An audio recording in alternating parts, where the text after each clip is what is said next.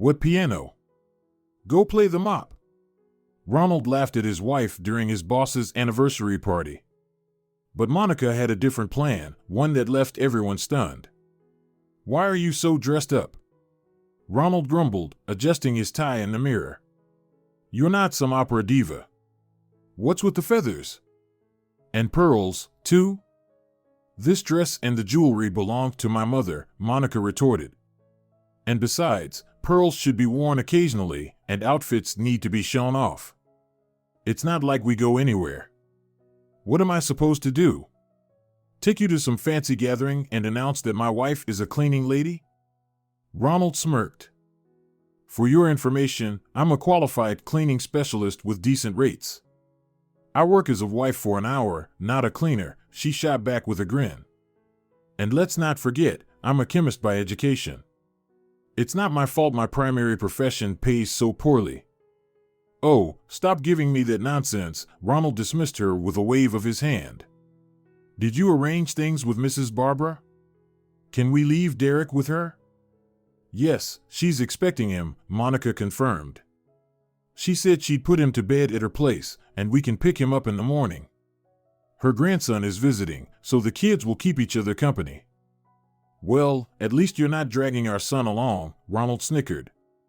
Hurry up and finish getting ready. I'm going to warm up the car. And don't forget, you're driving tonight. Alex Hayes will be offended if I don't have a drink in his honor. Monica simply shrugged as he walked away. She wasn't much of a drinker anyway, alcohol always gave her a headache. She turned back to the mirror. In her floor-length black gown, with a sleek updo and soft curls framing her face, she looked remarkably like her mother, the famed opera diva Joyce. Joyce had passed away when Monica was 9.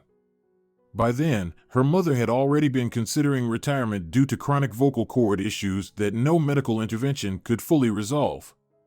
Monica's father, a piano tuner, had spent all their savings trying to help his wife, but it was clear Joyce's days on stage were numbered. Monica adored her mother, who had taught her to play piano from the age of 3. The two often dazzled guests with their four-hand piano pieces. Monica had dreamed of attending a music school, but her parents were adamantly against her pursuing such a career, limiting her to lessons at home. She vividly remembered watching her mother prepare for concerts, donning elegant dresses and retrieving treasured jewels from her jewelry box. At her final performance in the local opera theater, Joyce had appeared like a queen. During the bows, a charming boy slightly younger than Monica had rushed onto the stage with a massive bouquet of her favorite peonies. He introduced himself as David and declared that he, too, would one day become as famous as Joyce. The singer had smiled and handed him her lucky charm, a beaded brooch Monica had made in the shape of a boutonniere. It was her final gift from the stage. A month later, Joyce lost her voice entirely but spent hours making music with Monica at home. Her husband was tormented by worry, unable to help. Then, one night, Joyce passed away suddenly in her sleep due to a blood clot. Nothing could have saved her. At the funeral, Monica's father, Brandon Williams, collapsed and had to be taken away in an ambulance. After suffering a stroke, he never fully recovered and couldn't work. Monica was left under the care of her father's childless sister, Yolanda Rogers, who had been summoned in a rush. Yolanda had spent many years as a housekeeper for a general's family before taking a similar role with his successor. Her Aunt Yolanda was strict but fair. At her insistence, the family sold their expensive grand piano, and the money went toward Monica's tutors. However, Joyce's gowns and jewelry were preserved as family relics. Despite Monica's wishes, Yolanda made sure she studied chemical engineering. Yet, Monica never had a chance to work in her field after graduation. First, her father passed away after his 3rd stroke, having already been bedridden and in poor health for years. Then, Yolanda's health deteriorated rapidly. By then, Yolanda had been working for the city's first cleaning company, and Monica often filled in for her aunt. After Yolanda passed, Monica stayed with the company full-time. She had worked there for the past 12 years of her 35. It was while cleaning an office after a rowdy corporate party that Monica met Ronald. He was charming but openly unattractive. The two of them were the classic Beauty and the Beast duo. Back then, Ronald was just starting his career as a corporate lawyer. The cheerful Beauty quickly won over Ronald, and they got married. Ronald turned out to be quite successful in his career, working for the sprawling trade empire of local tycoon Alex Hayes. People even predicted he would become Hayes' deputy or eventual successor. Monica, however, continued to work in cleaning, despite her husband increasingly mocking her profession. A wife like her no longer fit his desired status. "Why don't you just stay at home, huh? Especially since Derek will be starting school next year," Ronald nagged her. "Monica, we don't need your income. And I'd like to have my own money without begging you for pins," she retorted. "Well, start your own business or something. Everyone's out there doing nails or eyelash extensions. Why don't you get into that?" he said irritably. "Sorry, but household chemicals are far safer than the fumes salon workers inhale daily," Monica replied with a smile. "That's a chemist's perspective for you. Besides, does it really matter where a wife spends her time? You know, beauty salons look a lot better than cleaning up other people's pigsties," Ronald snapped back. "But I guess it's pointless talking to you." Monica refused to back down for several reasons. She vividly remembered her childless aunt's advice: a woman should always have her own financial cushion. Monica inherited Yolanda's savings and apartment, which she now rented out. Meanwhile, she had sold her childhood home and invested the proceeds into the townhouse she shared with Ronald and Derek. The townhouse, a duplex in a prestigious part of the city, was essential for Ronald's status. Monica, on the other hand, simply enjoyed the view of the lawn from the windows. The neighbors in the other half of the house were delightful. Barbara, a retired preschool teacher, lived there. Her son, a businessman in the capital, had bought her the house and often sent her grandchildren to visit. Barbara adored children and happily looked after Derek whenever necessary. Still, Monica and Ronald rarely went out together. While Monica was dropping Derek off at the neighbors, Ronald would be warming up the car and squeezing in a quick phone call to his mistress. His affair with Cheryl, a new intern at the company, was in full swing. Cheryl bore a slight resemblance to Monica but was much simpler. With her, Ronald didn't feel like an intruder in an aristocratic world and could adopt a patronizing tone. He had never managed to do that with Monica. Her sense of dignity was in her blood. "Ronald," Cheryl cooed over the phone, "when are you coming?" "Soon," Ronald muttered. "And stop calling and texting me. I'm with my wife, for God's sake." "So what?" Cheryl laughed. "Surely we can find a few minutes to be alone?" "I don't know yet," Ronald grumbled. "I originally planned to come without her, but you know how Alex is. He's clinging like a leech. The old man's always had a soft spot for Monica for some reason. So play it cool, just act like we're colleagues, and don't push your luck." Meanwhile, guests were already gathering at the upscale restaurant rented for Alex's birthday celebration. The boss hadn't been particularly eager to celebrate his 60th. Widowed for the past decade, Alex had lost his taste for parties after his wife's passing. On top of that, his son, David, had been in a devastating car accident 5 months earlier and was now battling deep depression. David's injuries were severe. The crash on a slick, icy road had left him with multiple fractures, including a shattered femur that doctors had painstakingly pieced together. His leg was now held together by titanium screws. While his doctors offered cautious optimism about his physical recovery, David refused to participate in rehabilitation, preferring to sit in his wheelchair and isolate himself. Alex had practically dragged his son to the party, and now the older man glanced at him from across the room with concern. David, dressed in a crisp white tuxedo, sat detached and unresponsive to the celebration around him. The accident had upended their lives.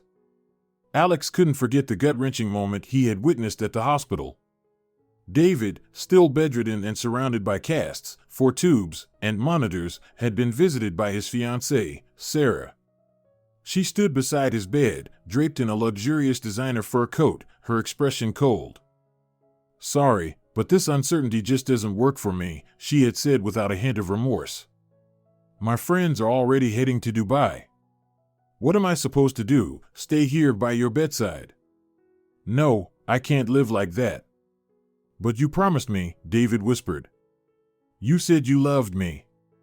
Look, after what happened, I think I'm entitled to take back my words, Sarah replied, shrugging. You're reckless, David. A daredevil. My father warned me from the start. He said someone like you isn't suitable as a husband. She paused and added, so, I'm sorry, but our engagement is off. Do you want the ring back? Keep it. I don't need it, David said with a bitter smile. Sarah left, her expensive perfume lingering in the air, and David's tears silently fell onto the hospital bed. Alex had been too ashamed to admit to his son that he'd seen the breakup unfold. Since that day, David had withdrawn from everyone. He cut off contact with his friends and abandoned his musical experiments, which had once been his passion. He never spoke of Sarah again, though he knew she had married one of his former friends not long after the breakup. In his youth, David had been a musical prodigy, a true genius. Critics had predicted a dazzling future for him.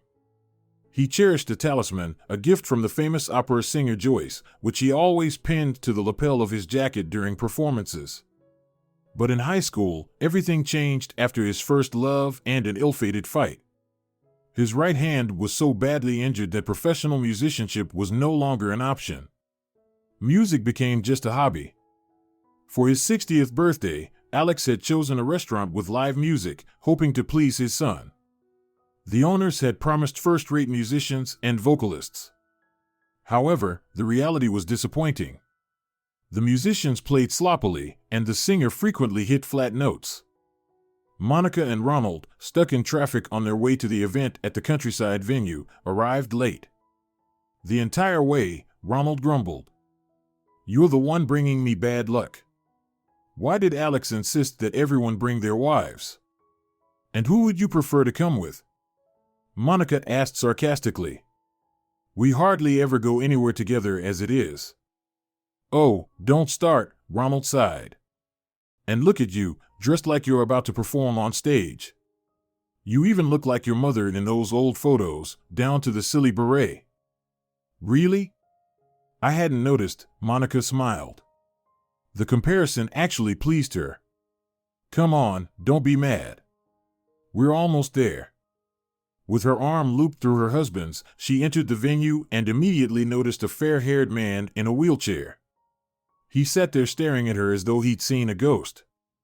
But there wasn't time to dwell on it, as Alex, a jolly, talkative host and the man of the hour, was already rushing over to greet them. The couple handed him their gift and flowers, carefully chosen by Monica, and Alex spent a good half hour praising her exquisite taste. Finally, the guests took their seats, and the musical program began. But it dragged on so long and was so dull that soon the hum of conversations drowned out the performance. Alex frowned in frustration, and at some point, he simply told the orchestra to stop playing. Ronald turned to his wife in surprise. What's gotten into him? It sounded fine to me. Ah, Ronald, you just don't have an ear for music. That was awful. Monica explained. A total cacophony. And the singer? I have no idea where she studied. My hands are itching to sit down at that piano and put it out of its misery. Oh, give me a break. Ronald laughed loudly, almost shouting. I thought the only thing you could play was a mop. What piano? What a joke. Turns out we've got a musical genius at home. Just sit down and stop embarrassing yourself. His drunken outburst turned quite a few heads in the room. Unexpectedly, David, the fair-haired man in the wheelchair, moved determinedly toward their table. Everyone froze, waiting to see what would happen. The elegant man rolled his wheelchair up to their table, stopping near Monica, and addressed her directly. Do you play the piano? Would you honor me by joining me for an improvisation? The musicians here are simply dreadful. Shall we try a four-handed piece? With pleasure, Monica said, her cheeks flushing as she stood up and followed David. All eyes in the room turned to admire the striking woman as she walked to the piano.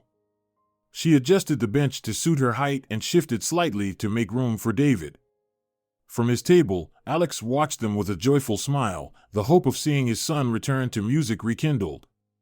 Meanwhile, Ronald glared at his wife as though he wanted to burn her alive with his gaze. He was convinced Monica would make a fool of herself. The pair at the piano consulted briefly and then began to play. It was an improvisation based on the Toreador song from Carmen, Alex's favorite piece. The performance was a sensation, met with thunderous applause from the audience. Overwhelmed with emotion, Alex rushed to his son and Monica, tears in his eyes, and begged them to play another piece. That evening, Monica didn't return to her table. She continued to create music with David, with whom she quickly found an easy, natural rapport, so much so that they were soon on a first-name basis.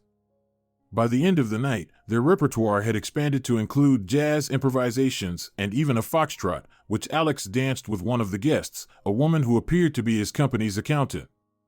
As the evening wound down, David invited Monica to take a walk outside. Ronald had disappeared from the hall by then, so Monica readily agreed. After all, her husband still had the car keys. David and Monica stepped outside, and he said, "You look so much like your mother. It's uncanny, you're her spitting image.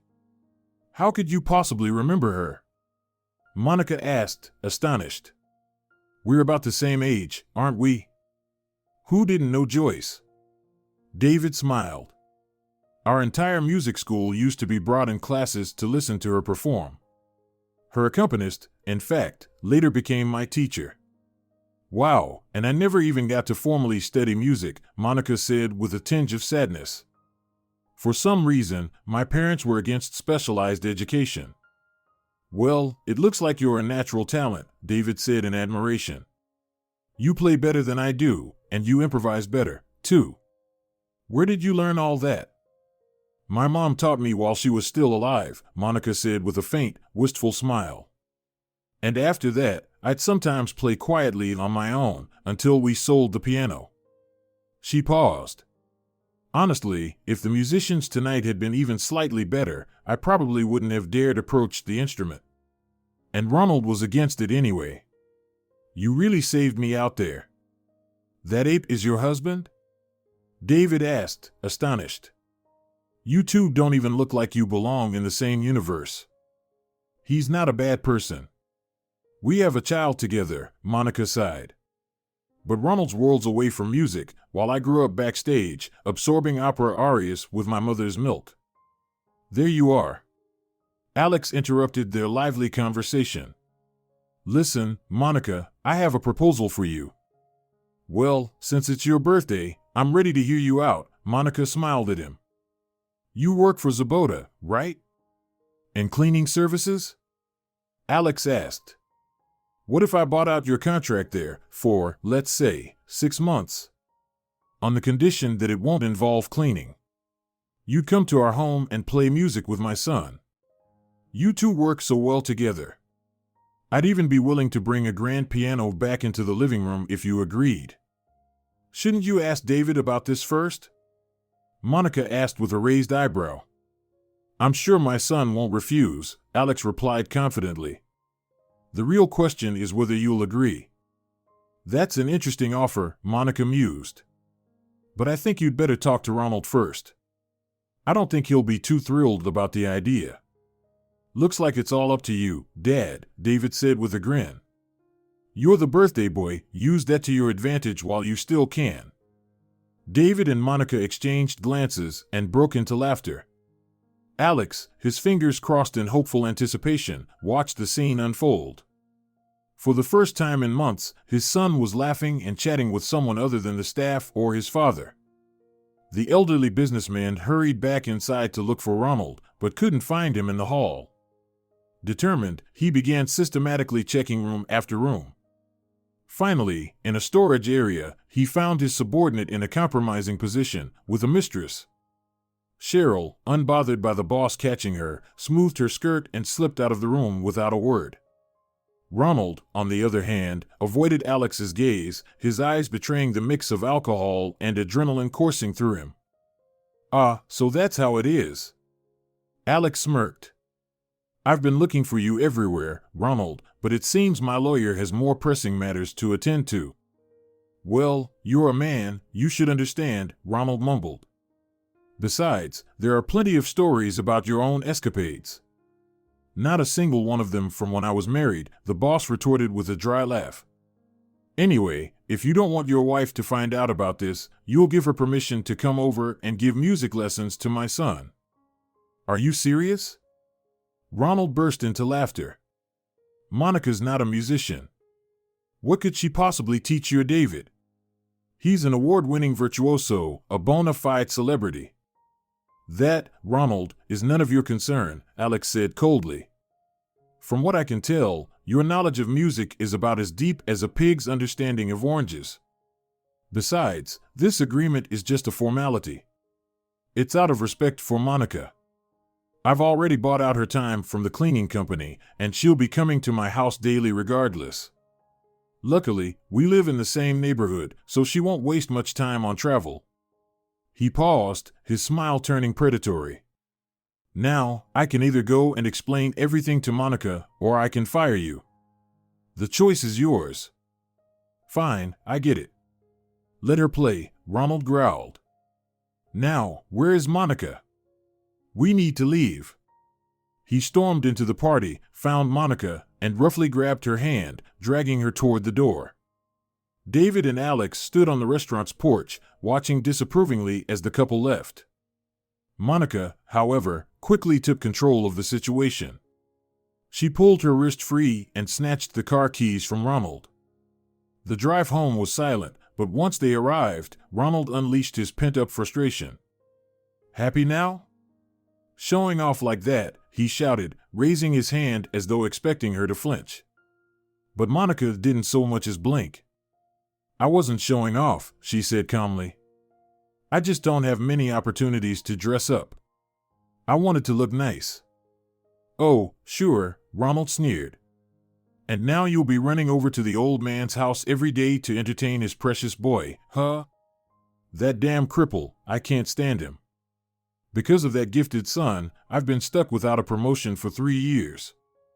His father's convinced the kid will take an interest in the business and steer the company's ship someday." "And how is that my fault, Ronald?" Monica asked, her tone steady. "My time is already paid for. Your boss is over the moon about it. He's even sent the full 6 months' payment in advance. It's a decent sum, enough to start saving for Derek's education. You didn't like having a wife who cleaned houses. What's so wrong with her teaching music instead? What's wrong is that you're a nobody." Ronald bellowed. "An amateur. And yet you act so high and mighty, like some opera diva. But it was your mother who was the star, her daughter's a nobody." With that, he stomped off to bed, leaving Monica alone.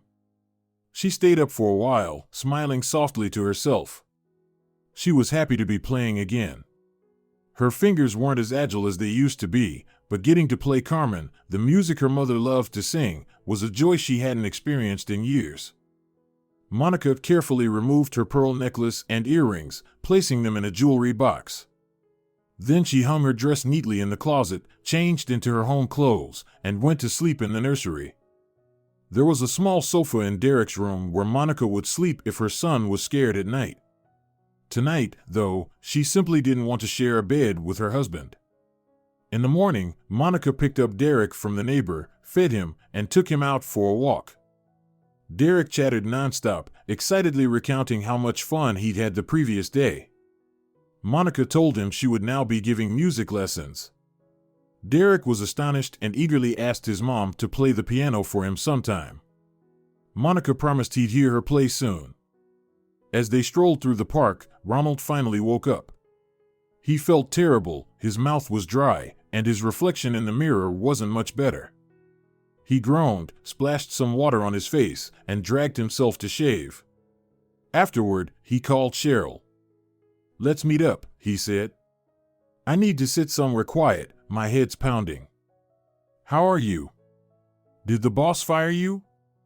Cheryl asked, amused. He looked furious yesterday. No, it's fine, Ronald smirked. Though he did threaten me. God, I hate that old man and his precious son. What's the point of hating them? Cheryl chuckled. He's still your boss. Never underestimate a lawyer, Ronald said with a sly grin. Anyway, I'm talking too much. Pick a restaurant, I can't think straight right now. Cheryl chose a spot, and Ronald called a cab.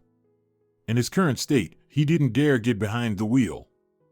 The next day, Monica arrived at Alex's house for her first music session with David. The young man had clearly prepared for her visit. He was clean-shaven and looked far less worn than before. His eyes sparkled with energy as he greeted her. David gave Monica a brief tour of the house, showing her around before guiding her to the living room, where the newly polished grand piano now stood in all its glory. By mid-morning, they had surrounded themselves with sheets of music, laughing as they revisited scales and other basic exercises. Afterward, they began to play together, sometimes racing to see who could finish faster, other times simply improvising. At 3 o'clock, the housekeeper called them to lunch. Alex joined them shortly afterward. Over coffee and a hearty meal, the host struck up a conversation with Monica. You know, I remember your parents, Alex said. Brandon was the one who helped us pick this piano and even tuned it for us. Small world, isn't it? You have a child, right? Does he play any instruments?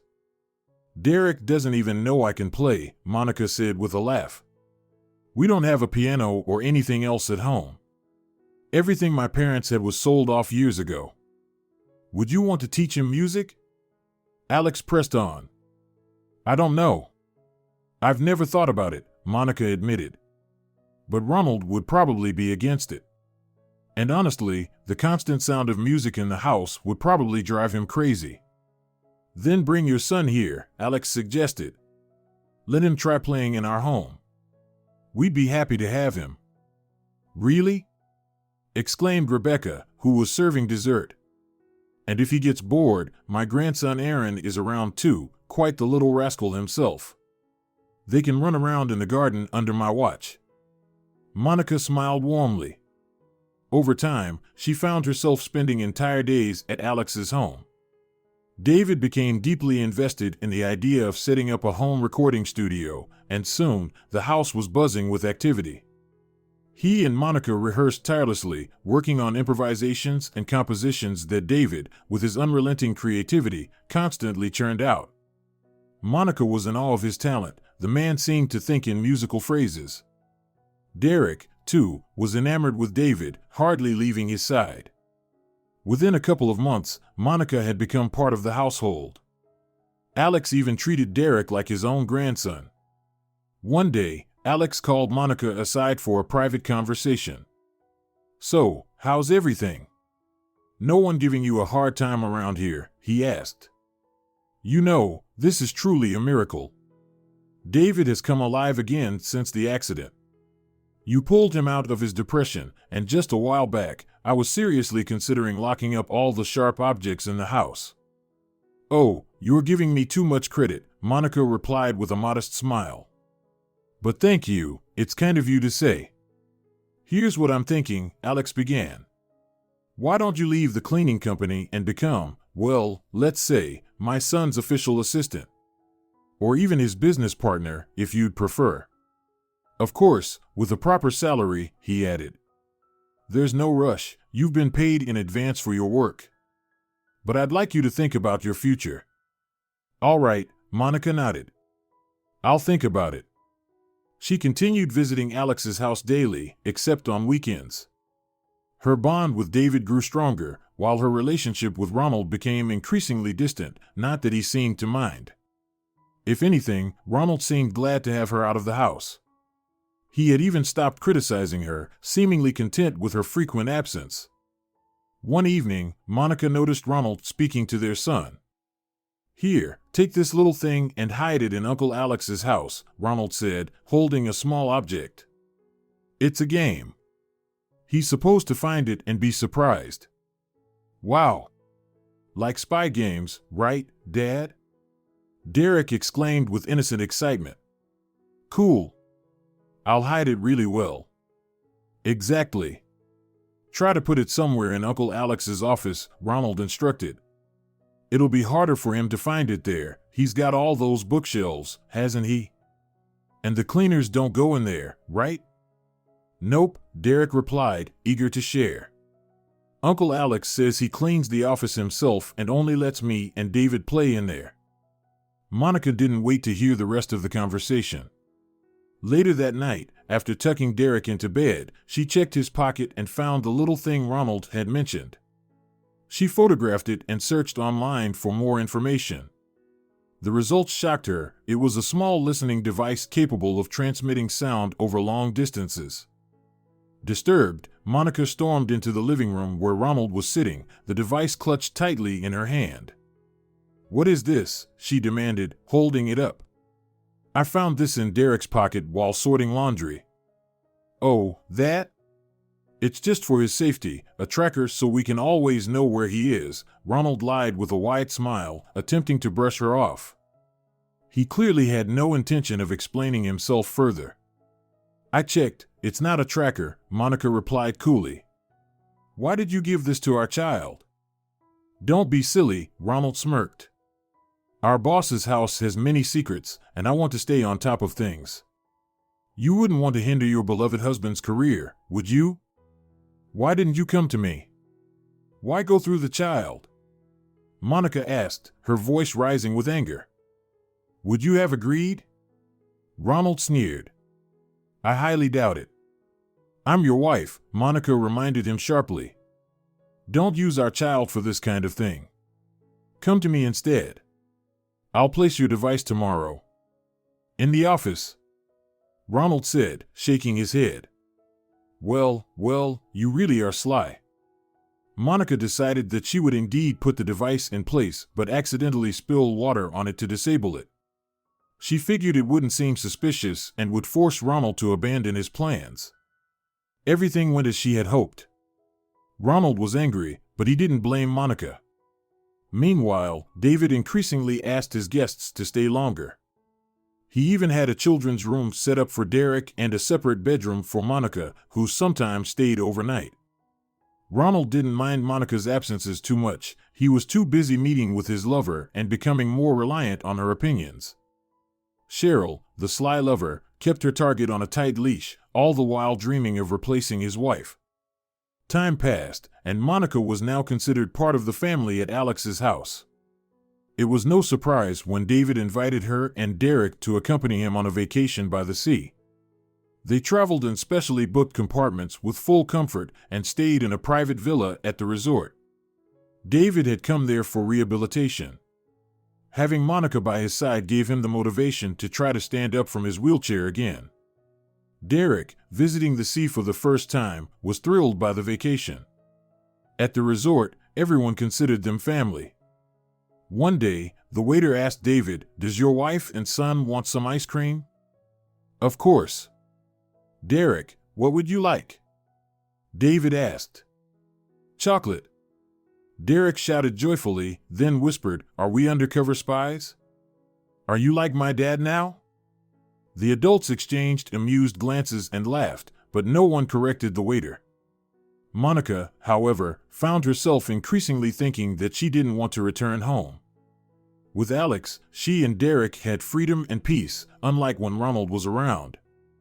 Monica began thinking more and more about divorce and whether David would be ready to accept her feelings. But David, too, was deeply in love with his charming companion. Yet, he had set himself the goal of getting back on his feet first, so he stayed silent, suffering in uncertainty. Still, he tried to spend as much time as possible with Monica and her son. Happy and tanned, they returned from vacation together. Monica was unpacking her suitcase at Alex's house when David himself came to her room. The elder David looked somewhat downcast, although he was trying to keep his spirits up. "Is something wrong?" Monica asked. "Can I help with anything?" "I doubt it," the businessman said with a sad smile. "There are things beyond our control. Promise me you won't leave David." What's going on? Monica asked, concerned. What's wrong? Did the treatment at the resort not have the expected results? No, it's about my health, Alex sighed. David is doing just fine. Soon, the best massage therapist in the business will arrive, and he'll try to get my son on his feet. But these are good news, why be so gloomy?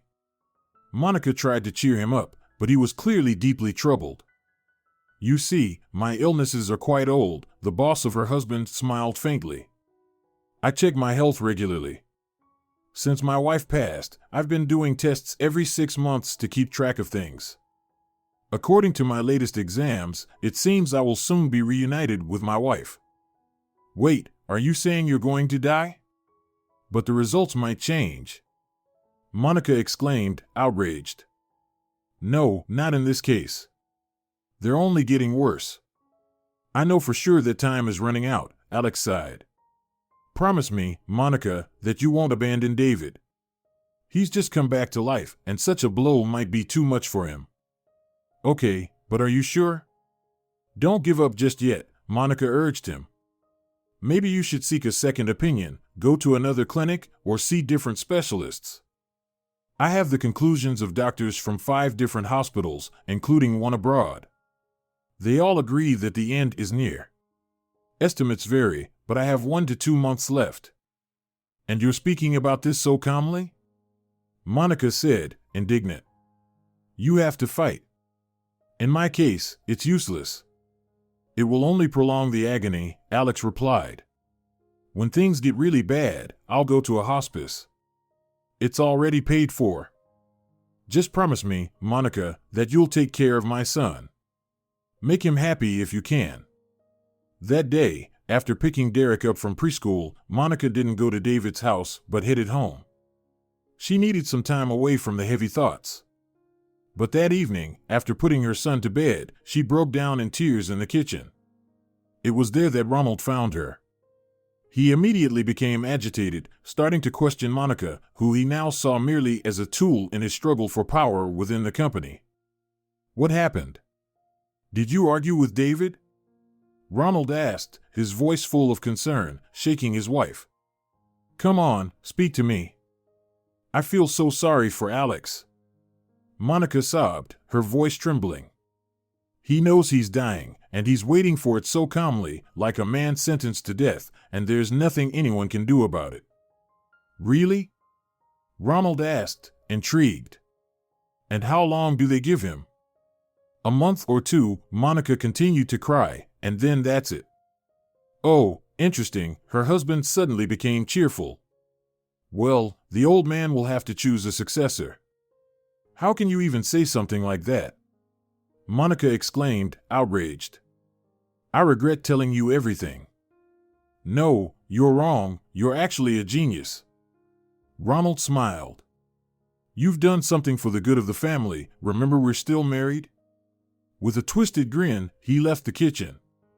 The next day, Ronald, acting as the head of the legal department, began to take action.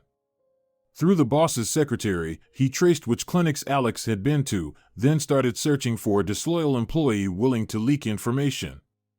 He found one easily. A recently fired system administrator from one of the clinics had downloaded the patient database on his way out.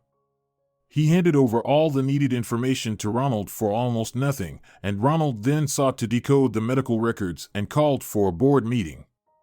Like other executives in the company, Ronald held about 1% of the shares. In total, with his allies, he controlled nearly half, less than the boss, but the power balance was almost equal. At the last moment, however, the vice president refused to attend the meeting, citing personal commitments, but Ronald had already won. He had his coalition, now he just had to seize control. At the board meeting, Ronald stood up and, looking Alex straight in the eye, declared, I want to raise the issue of the mental capacity of the owner and the de facto head of the company. Here are the medical reports, which show that our esteemed boss is gradually losing his mind and memory and is also undergoing treatment with powerful drugs. Where did you get this? This is a medical secret. Alex exclaimed. Name your sources. Oh, come on. It's the truth, isn't it? The business is being run by a near mentally disabled person, and his son, a poor paralytic, knows nothing about the company's affairs. You need a successor, Alex, Ronald said harshly. And that successor will be me. The board is ready to support this decision. You wouldn't dare, the boss barked. You will never be the head here. The most you can be is a caliph for an hour, but you'll regret it. We'll see about that, Ronald sneered. Better appoint me voluntarily. But Alex suddenly turned pale and began rubbing his temples. An ambulance was called, and the boss was taken to the hospital. The board of directors voted to temporarily place Ronald in charge of the company. He celebrated immediately, firing the secretary and replacing her with Cheryl. That day, Monica accompanied Derek to a music competition for the first time and didn't learn of the news until evening when Ronald smugly told her. You can congratulate me, I'm the new head of the company. Did Alex appoint you? She asked. But he's still quite lively. It's over, the old man's in the hospital and he probably won't recover, Ronald smirked. We should celebrate. My success also has a bit of your contribution. I wouldn't have known about the illness if it weren't for my talkative wife. You're disgusting, Monica slapped her husband and then rushed to call David. Her phone wasn't answering. So, she gathered Derek and went to Alex's house. There, she learned that her son was in the hospital with his father. Rebecca suggested leaving Derek with her and going to the hospital. Monica did just that, calling a taxi. In the hospital, she found only David at the empty bed in the hospital room. It's over. It happened quickly, just like Dad wanted, the man said, lifting his head from his hands. Why did you come? Don't you want to celebrate with your husband? Have you lost your mind? Monica exclaimed. This is a huge loss for me too. And besides, I think you should fight. Ronald took control of the company illegally. First, we need to look at the will, David muttered. Sorry, I'm completely out of it. I blame you for what someone else did. You're not to blame for marrying him. Well, thanks for understanding, Monica hugged him around the shoulders. Let's find out what needs to be done. I'm not leaving you alone. I promised your father. Maybe you should move into our house. David mumbled, and take Derek with you. He shouldn't be anywhere near that bastard. You know it was outright murder. Tell me how it happened. I didn't even want to hear Ronald's version, Monica replied, squeezing his hand. They sat in the hospital corridor and talked for a long time. Given Alex's diagnoses, the doctors didn't see much point in an autopsy but still recommended one to avoid speculation. Monica and David went down to the morgue and paid for the necessary services, then headed to the funeral home that Alex had contracted with in advance. The businessman had left instructions for his cremation, and the agent assured them that all other formalities would be taken care of. In a state of shock, Monica and David returned home. She noticed that Alex's son looked very down and generally appeared quite gloomy. To distract him, Monica called Derek. He started talking about his worries and concerns, and soon they were sitting at the piano, reviewing the mistakes the boy had made. Music became the best remedy again. Monica tucked Derek into bed and listened as the sounds of the Moonlight Sonata drifted from the living room, slowly evolving into a new piece. David was improvising as usual, pouring his sorrow into the music. She joined him once Derek had fallen asleep, and then they spent a long time talking in David's father's office. They decided to go through the papers after the funeral. The farewell ceremony was very strict. Ronald had ordered David not to allow anyone in, and only the closest family members were present. Alex lay in his favorite suit with a peaceful expression. Monica was struck by how David, though gloomy, was still handling this phase of his life with dignity.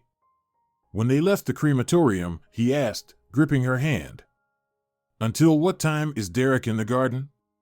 We need to make it to the notary.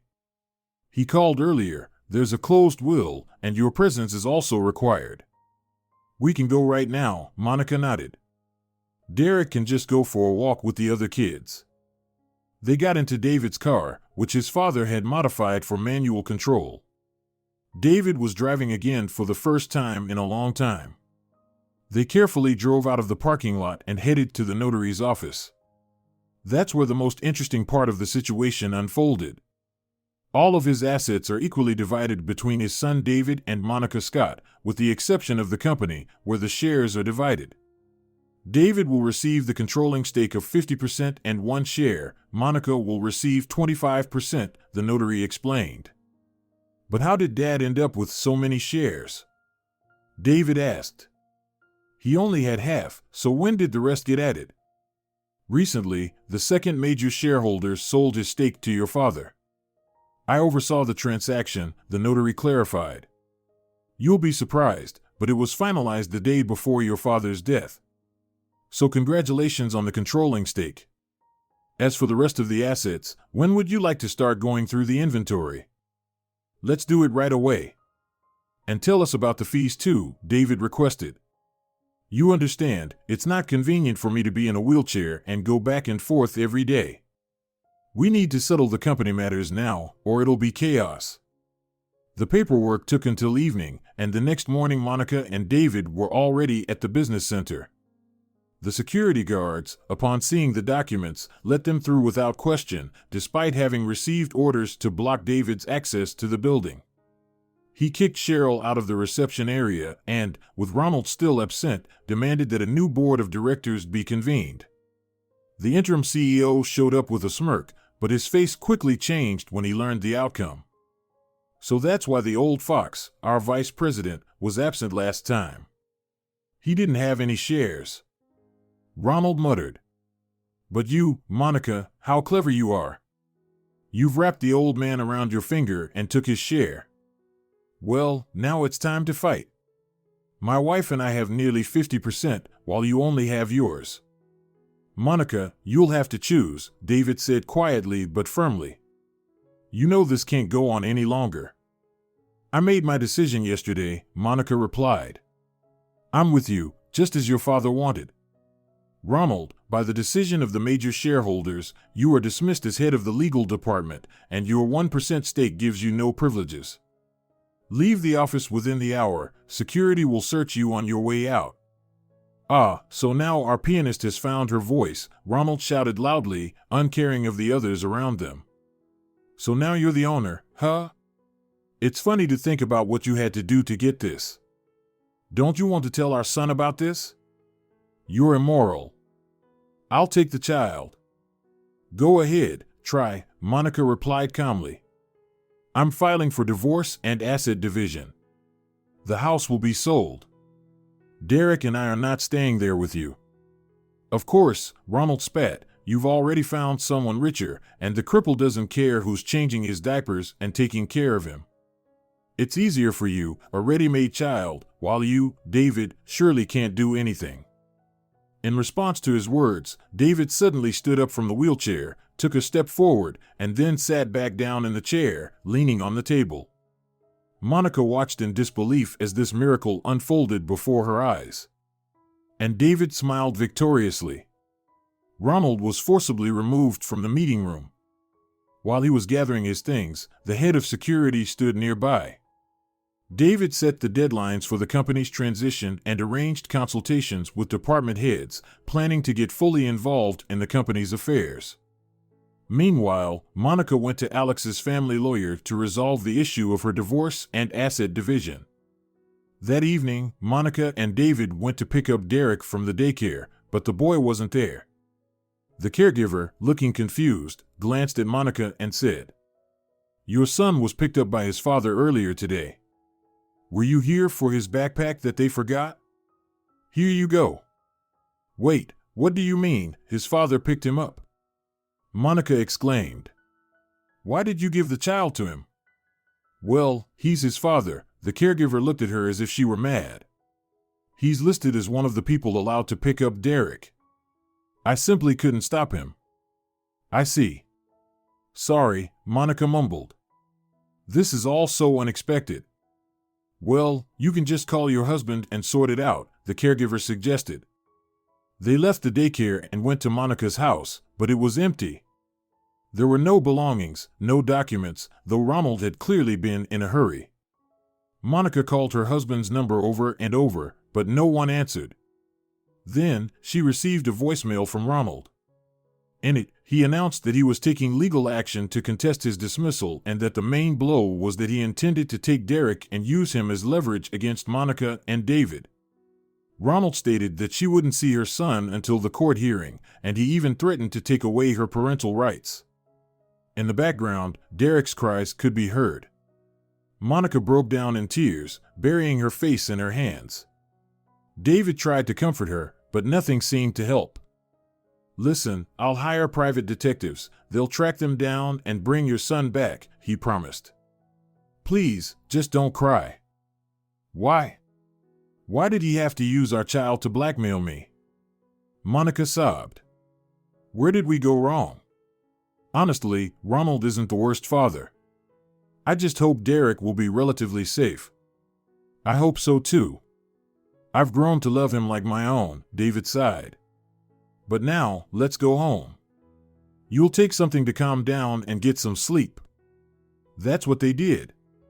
While Rebecca took care of the sobbing Monica, David had already given orders to search for Derek.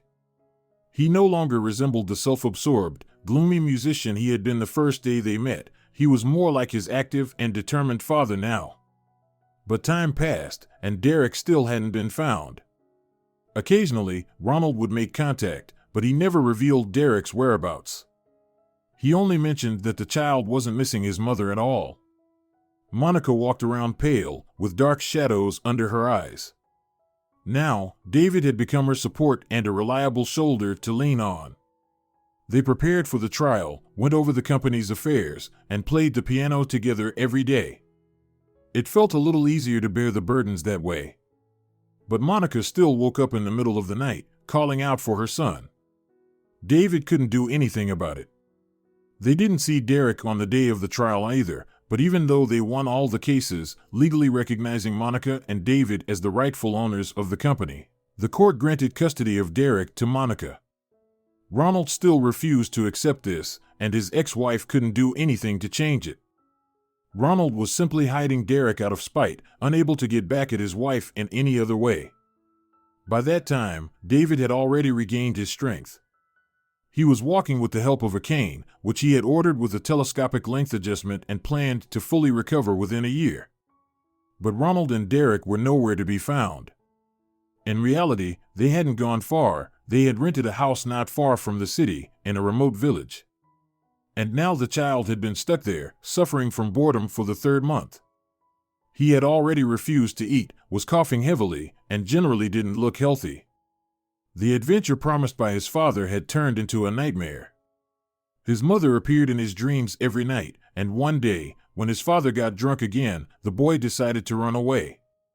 He barely managed to get dressed and left the house, walking along the road. But soon, it got dark.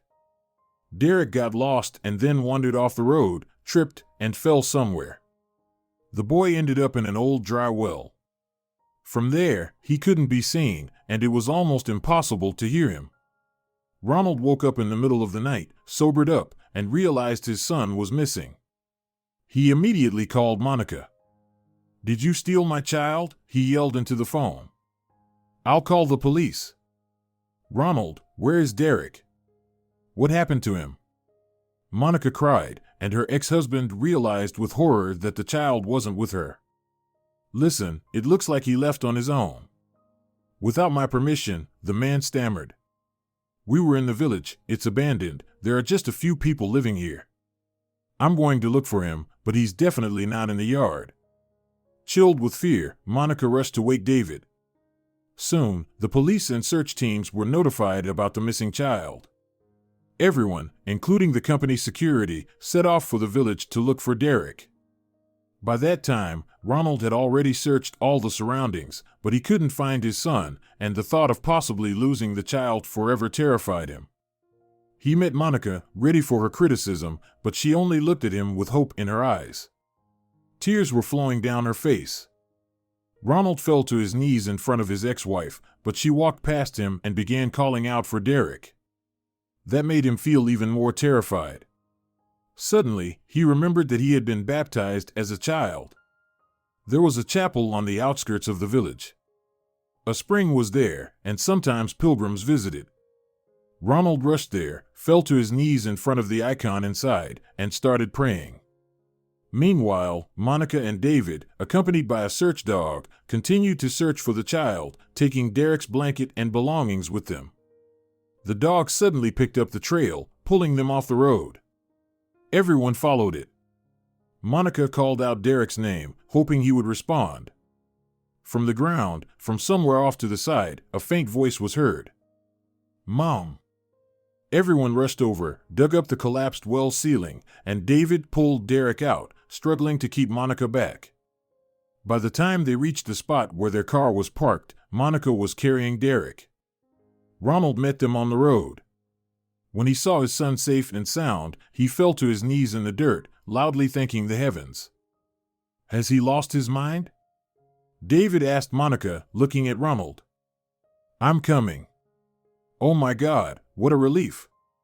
Ronald muttered in response. "I'll follow you in my car." "All right, but are you even fit to drive?" David asked. "Maybe I should leave someone with you to take you there?" "I'm fine, I'll manage to drive," Ronald dismissed, waving it off.